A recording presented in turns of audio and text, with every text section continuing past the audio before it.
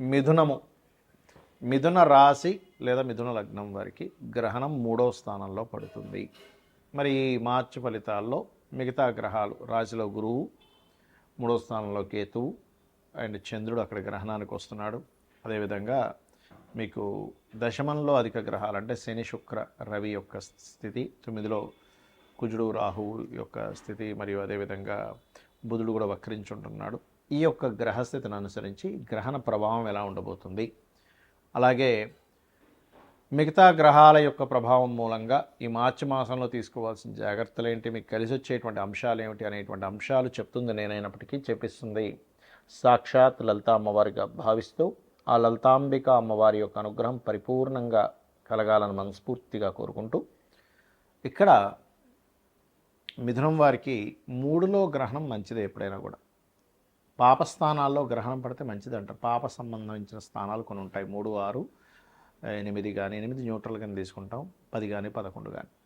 అయితే 3వ స్థానంలో గ్రహణం ఉన్నప్పుడు ఏంటంటే అంటే మీరు చేసే ప్రయత్నం ఏదైతే ఉంటుందో ప్రయత్నం చేసే ప్రతి పని కూడా సిద్ధిస్తుంది అని చెప్తూ ఉంటారు. కాకపోతే ఎంతైనా గ్రహణంగా 3వ స్థానంలో చిన్న చిన్న మిస్కమ్యూనికేషన్స్ కూడా ఇస్తుంటుంది. అందులో ముఖ్యంగా తల్లి లేదా తండ్రి కుటుంబ సభ్యులతో లేదా వాళ్ళ యొక్క సిబ్లింగ్ వరుస వాళ్ళతో చిన్న మిస్కమ్యూనికేషన్స్. మనం ఒకటి చెప్తే వాళ్ళకి ఇంకో రకంగా అర్థం అవడం, మనం ఒకటి చెప్పి అవతల వాళ్ళకి పంపిస్తే వాళ్ళు ఇంకో రకంగా అర్థం చేసుకుని దాన్ని ఇంకో రకంగా చెప్పడం అనేటువంటివి జరుగుతూ ఉంటాయి.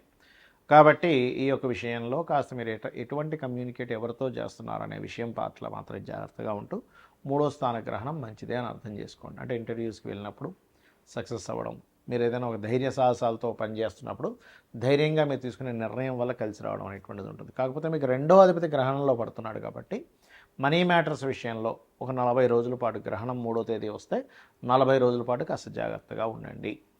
అలాగే కాస్త ప్రాపర్టీస్ కొనుగోలు చేయడం, ఇట్లాంటి విషయాల్లో చాలా బాగుందని చెప్పుకోవచ్చు.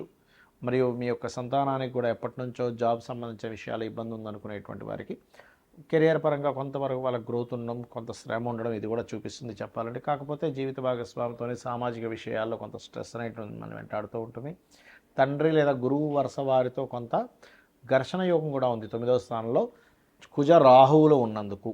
ఇక మీరు నిత్యము చేయవలసిన దేవతారాధన లలితా సహస్రనామాల యొక్క శ్రవణం చేయండి, శ్రవణం లేదా పఠనం చేయండి, అన్ని విధాలా మీకు బాగుంటుంది. చాలామందికి ఏంటంటే గ్రహణ సమయంలో ఎందుకు గుళ్ళు మూస్తాము, గుళ్ళులో ఆలయంలో ఉండే భగవంతుడికి ఏదో అయిపోతుంది, తన శక్తిని కోల్పోతాడు కదా అని అనుకుంటారు. కానీ అది పూర్తిగా తప్పు. ఎక్కడ శాస్త్రంలో గ్రహణ సమయంలో గుడి మూసేయాలనేటువంటిది ఎక్కడా లేదు. ఎందుకు మూసేస్తారంటే అమ్మో ఆయన కూడా శక్తిని కోల్పోతారండి, టెంపుల్ శక్తిని కోల్పోతున్నారు, అది పూర్తిగా అబద్ధము. భగవంతుడి శక్తిని కోల్పోయేటట్టయితే ఒక చిన్న విషయం ఆలోచించండి. మనం గ్రహణ సమయంలో ఏం చేస్తాం, గ్రహం అనేటువంటిది ఏమిటి, ఏదో భయపడడానికి భయపెట్టడానికి కాదు, గుర్తుపెట్టుకోండి. ఇక్కడ ఏమిటంటే గ్రహణ సమయంలో మీరు సాధన గనక చేసుకోగలిగితే అది చాలా గొప్ప సమయం. కాబట్టి మీరు ఒకసారి చేసిన మంత్రం 1000 రెట్లు పెరుగుతుంది. మన శక్తిని కోల్పోయేటట్టయితే మీరు జపించేది ఏ మంత్రం జపిస్తున్నారు, విష్ణువుదో, వెంకటేశ్వర స్వామిదో, అమ్మవారిదో, లేకపోతే దశమహావిద్యల్లో ఏదో ఒక మంత్రమో జపిస్తున్నారు కదా. మరి అలాంటప్పుడు అలా గ్రహణ సమయంలో అమ్మవారి మంత్రమో లేకపోతే అయ్యవారి మంత్రమో, మీకు గణపతో ఏదైతే ఇష్టదైవం ఉంటుందో ఆ ఇష్టదైవాన్ని, లేకపోతే మీకుండేటువంటి కోరికను బట్టి, మీకుండేటువంటి సంకల్పాన్ని బట్టి, మీకున్నటువంటి సమస్యని బట్టి ఆ సమస్య తీరడం కోసం అలా జపిస్తున్నారు. మరి మంత్రం ఎవరిది, అమ్మవారికి సంబంధించి దేవతా సంబంధించిందేగా. మరి అలాంటప్పుడు శక్తి కోల్పోయి గుళ్ళు మూసేసే అంత స్థితి ఉంటే కనుక మరి ఆ సమయంలో దేవతలు ఎందుకు చేస్తున్నాం. కాబట్టి అలా ఏమి శక్తి కోల్పోవడం కాదు. ఇది ఏమిటంటే పర్టికులర్గా ఇప్పుడు ఆ సమయంలో ఉన్న ప్రదేశంలోనే కూర్చొని సాధన చేసుకుంటే సాధన వలన మనకి మన యొక్క పాజిటివ్ ఎనర్జీ పెరుగుతుంది. ఇక్కడ మనకి సమస్యలు ఎందుకు వస్తాయంటే నెగిటివ్ ఎనర్జీ ఎక్కువ అవడం వల్ల. సమస్యలు ఎప్పుడు తీరుతాయంటే పాజిటివ్ ఎనర్జీ ఎక్కువ అవడం వల్ల. మనం చూడండి, ఒక హోమం చేయించుకుంటాం, లేకపోతే ఒక పూజ చేయించుకుంటాం, ఇంట్లో సత్యనారాయణ స్వామి వ్రతం చేయించుకున్నామండి, నవగ్రహ హోమం చేయించుకున్నామండి, చండీ పారాయణం చేయించుకున్నామండి అంటూ ఉంటాం. ఎందుకు, ఒక మంచి జరగాలి. ఎందుకు, దేవతాశక్తి మనకి తోడుగా ఉంటే మన యొక్క పాజిటివ్ థింకింగ్ కానివ్వండి, మనకు ఉండేటువంటి కర్మలు కానివ్వండి అన్నీ కంట్రోల్ చేయబడతాయని. మరి ఈ గ్రహణం పట్టినంత మాత్రం చేత భగవంతుడు దాన్ని కంట్రోల్ చేయలేడు, అందుకే మూసేస్తున్నాం అనుకోవడం పూర్తిగా తప్పు, గుర్తుపెట్టుకోండి. కాకపోతే ఏంటంటే ఎక్కువగా ఈ పౌరహిత్యంలో ఉండేటువంటి వారు చేస్తారు కాబట్టి ఆ సమయంలో కాస్త గుడిని మూసి ఆ జపంలో కూర్చుంటాడు, అంతేగాని మరొకటి ఏం కాదు. మరి ఈ గ్రహణ సమయంలో మీకు ఉండే సమస్యని బట్టి ఎటువంటి మంత్రం చేసుకోవాలి? లలితా సహస్రనామాలు చూడడానికి నామాలు, కానీ వాటిని కూడా అపౌరుషములు అంటారు. అంటే ఎవరో మనుష్యులు రచించినటువంటిది కాదు, వేదమంత్రంతో సమానం. కాబట్టి అప్పుల బాధలు చాలామందికి ఎక్కువగా ఉన్నాయి. చక్కగా కూర్చొని మీరు ఓం అపర్ణాయై నమః అనే మంత్రం కనుక చేసుకోగలిగితే అద్భుతంగా మీకు అప్పుల బాధల నుంచి బయటపడతారు. లేదంటే ఫైనాన్షియల్గా నాకు గ్రోత్ రావాలి, ధనస్థానం బాగాలేదు, నా జన్మజాతకంలో ధనాధిపతి బాలేడని చెప్పారు, మరి లక్ష్మీ స్థానం అనేటువంటిది పాడైపోయిందంటే ఏమి టెన్షన్ పడకండి. చక్కగా మీరు ఓం సంపత్కరీ సమారూఢ సింధుర వ్రజ సేవితాయై నమః అనే మంత్రం చేసుకోండి. లేదా ఓం ధర్మాధ్యక్ష ధనాధ్యక్ష ధనధాన్య వివర్ధిని నమః. ఈ మంత్రం ద్వారా మనం ఒక విషయాన్ని గ్రహించాలి. ఏమిటది అంటే, ధర్మమునకు అధ్యక్షురాలు అమ్మవారు, ధనమునకు అధ్యక్షురాలు. అంటే ముందు ధర్మానికి అధ్యక్షురాలు. అంటే మనం కనుక ధర్మంగా ఉండగలిగితే లక్ష్మీదేవి ఆటోమేటిక్గా వస్తుంది. చాలామంది ఏంటంటే ఇవాళ రేపు ఉండే సొసైటీలో కలిగేటువంటి కొన్ని మార్పుల వల్ల లేదండి ధర్మం లేదు, న్యాయం లేదు, ఏమీ లేదు, అధర్మంగా ఉంటేనే లోకం ఉంటుంది అనుకుంటారు. తప్పు.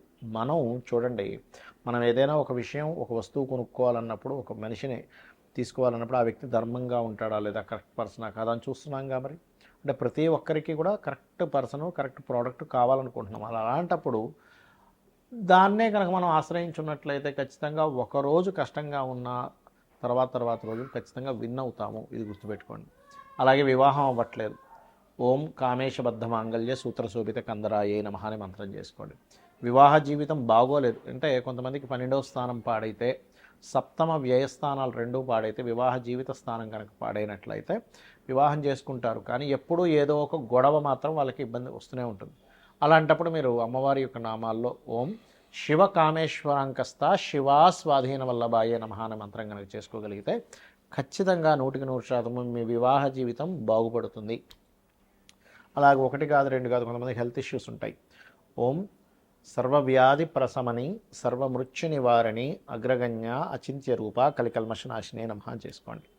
ఆ రకంగా ఏంటంటే మీకు ఒకటి నమ్మి భక్తి శ్రద్ధలతో ఇదే మంత్రాలు, ఇదే నామాలు గనక కంటిన్యూస్గా చేయగలిగితే మీ జీవితం ఖచ్చితంగా మారుతుంది. ఎందుకు మారుతుంది? లలితా సహస్రనామాల్లో చెప్పినటువంటి నామాలన్నీ కూడా అమ్మవారి యొక్క స్వరూపం ఎలా ఉంది, అమ్మవారు ఏ రకంగా ఈ యొక్క విశ్వాన్ని నడిపిస్తుంది, ఏ రూపాల్లో ఉంది, ఏ రకమైనటువంటి ఫామ్లో ఉందని చెప్పేటువంటిది. మరి దాన్ని మీరు చెప్తున్నారంటే ఒక సత్యాన్ని పలుకుతున్నారు, అమ్మవారిని గుర్తిస్తున్నారు, అమ్మవారిని వేడుకుంటున్నారు, అమ్మవారిని కోరుకుంటున్నారు. లలితా సహస్రనామాలకు ఉండేటువంటి గొప్పతనం ఏంటంటే ఒక్క నామము మీరు ఎన్నో వందల వేల లక్షల జన్మల నుంచి చేసినటువంటి పాపకర్మని దగ్ధం చేసేటువంటి శక్తి ఉంటుంది. సో ఆ దగ్ధం చేసేటువంటి శక్తి ఎప్పుడైతే మీకు వస్తుందో, పాపకర్మ ఎప్పుడైతే పోయిందో కష్టం అనేటువంటి తీరిపోతుంది. ఇక గ్రహణం తర్వాత ముఖ్యంగా గ్రహణం ఎవరెవరికి ఉంటుంది? సింహం వారికి, సింహరాశిలో పడుతుందిగా, సింహము, కర్కాటకము, కన్య, అదేవిధంగా మకరము, మేషరాశి వాళ్ళకి ఉంటుంది. స్వల్పము, ఏం టెన్షన్ పడకండి, భయపడడానికో గ్రహణాలు కావు.